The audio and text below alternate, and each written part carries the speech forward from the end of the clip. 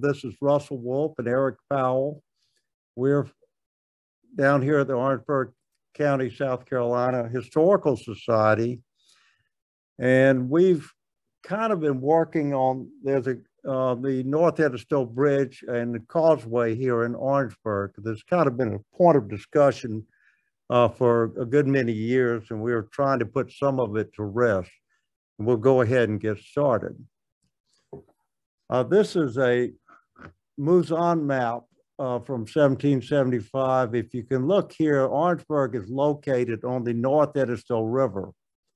And by this map, this is going down here as the road to Charleston. And it comes up and it crosses the North Edisto. And this is sometimes known as the Orangeburg Road. Other times it's known as the 96 Road. But it goes up to 96 South Carolina, which did play a major role in the Revolution. But that's kind of where it is. But this looks like it's just an easy little jog up through Orangeburg, across the river and up to 96, which it is not, it was not. And we'll go down to the next slide. Orangeburg was founded, it was a trading post on the river in Edisto River in about 1703. It was established. In 1735, it became a settlement for the German Swiss in Orangeburg. And it is basically on the north side of the Edisto River, and pretty much the entire south side of the Edisto River is swamp.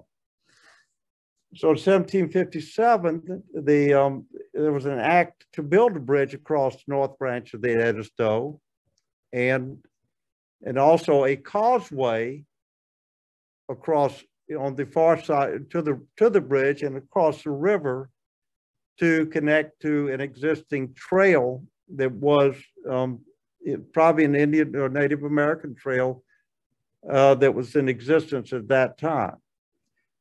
Interesting fact about this is that all males from 16 to 60 that live within a certain range of that said bridge were required to build the bridge and causeway and maintain that bridge and causeway. They're subject to be called to do that.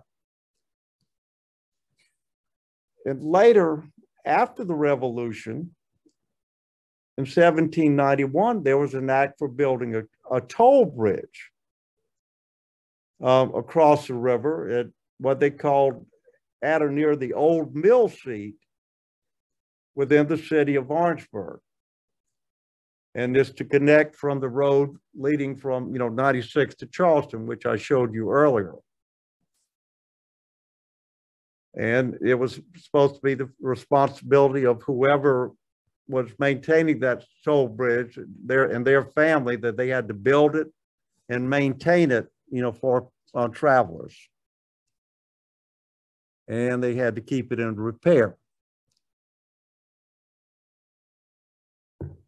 And here they discussed about the difficulty of passing the road leading from 96 to Charleston. And if you remember, during the Revolution, there was a siege at 96. And the fort at 96 was mainly manned by New Jersey loyalists with local loyalists from the upstate of South Carolina. And when the British evacuated 96 in August, September of 1791, the loyalists had to evacuate down this 96 trail. And these were the New Jersey loyalists. They were South Carolina loyalists. They were their families, their slaves, their livestock, all had to be evacuated through Orangeburg. And they were being harried by Thomas Sumter and others on their way to Charleston to end up with what they called Rawdontown. And it was a very taxing experience. Many died. And so that they do say that, the great difficulty of passing the road. And it was interesting that two of the commissioners on this toll bridge commission were one was a member of the local militia and somewhat famous. And another member was actually evacuated and lived in Rawdontown until he went over to the rebels. So they actually knew of the problems that you had crossing from across the swamp into Orangeburg. And said, and the bridge was and Causeway were 20 feet width. They did have an aperture, and they said it should be 30 feet high. And if you remember the previous presentation, you had the boats that were used to land the British troops. They were known as, is quoted in the act, as petty augers, sometimes known as periaugers. Sometimes if you get down to Louisiana, it would be a pirogue. But on the East Coast and in much of the frontier, these were larger boats that would carry troops. It could carry on 25 to 30 tons of cargo. So you actually had large, fairly large boat traffic on the Orangeburg River. And this is an early map of Orangeburg. If you look here, there was a map. It shows a lot to one Peter Roth right here on the river. And over here, you can see a plat that was also given to Peter Roth. And if you look here, it says the mill. And I think, Eric, I think you've said that there was some discussion on the mill. Well, the mill had been a mill was attempted to have been built by the residents of Orangeburg prior to the time, prior to 1743.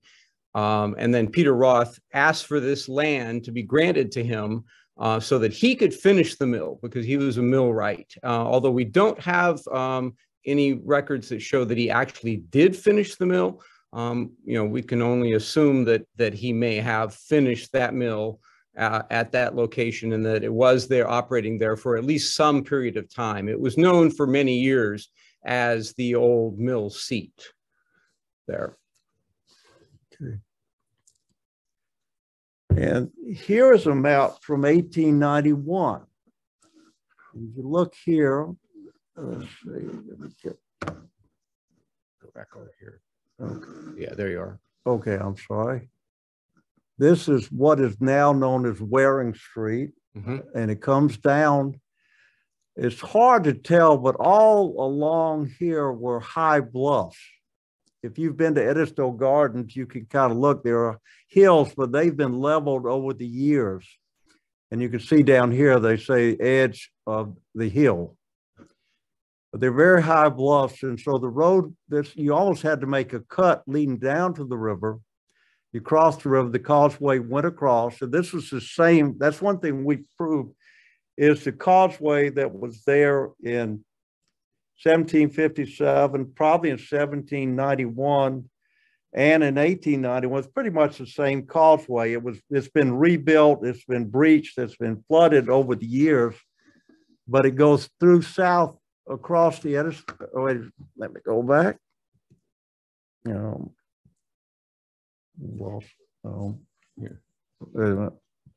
Okay, there. Sorry about that, fumble fingers. This goes south across the Edisto River and then goes through the swamp and then starts heading east back to what is now known as, this is the 96 road. This is US Highway 301 South. This is what's called the Cannon Bridge Road.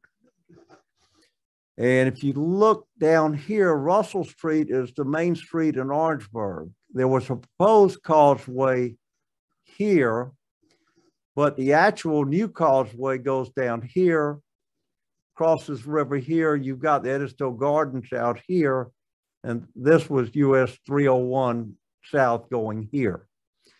But basically, the causeway and everything is pretty much unchanged. This section right here is where the mill was. That curve right there matches the curve on the previous right in here.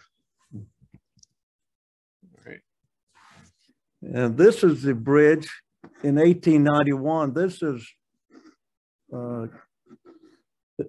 we're going across from Orangeburg, and this is the causeway going out through the swamp. And you can see here, you have wagon traffic going through there. This was a period that looked like it was fairly well maintained, but if you read the Orangeburg papers, people were complaining all the time about there being the deplorable conditions of the causeway.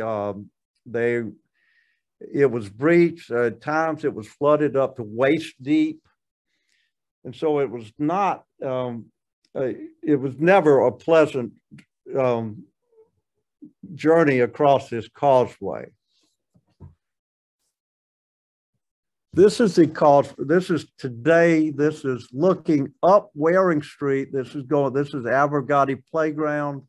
This is over here is where the pavilion is. Used to have a swimming beach area, and you can kind of see the incline as you come down to the river, and you end up to this footbridge, which is pretty much on the site of the same bridge you saw in 1891. Because there's been a lot of discussion over the years. Again, where was the bridge located? And for what we're seeing, the bridge never was moved. There was another footbridge that may have confused people.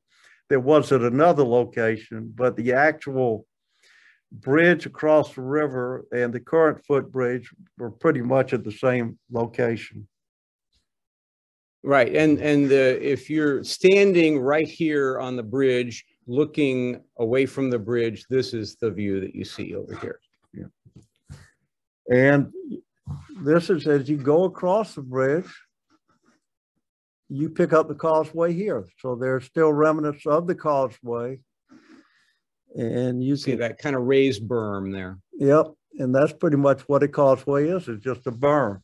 And it's about 6 feet high, 20 feet wide. You can see the edges of it here and it extending off that way.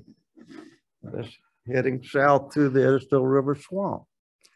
And here's a location where it has either been breached or there was a bridge at one time. One of the city Parks and Recreation staff said that he has seen cypress planks. So there may have been some either a corduroy road at different sections or possibly some type of a bridge. And I think if you look, remember on the previous 1891 map, there was one little bridge on it.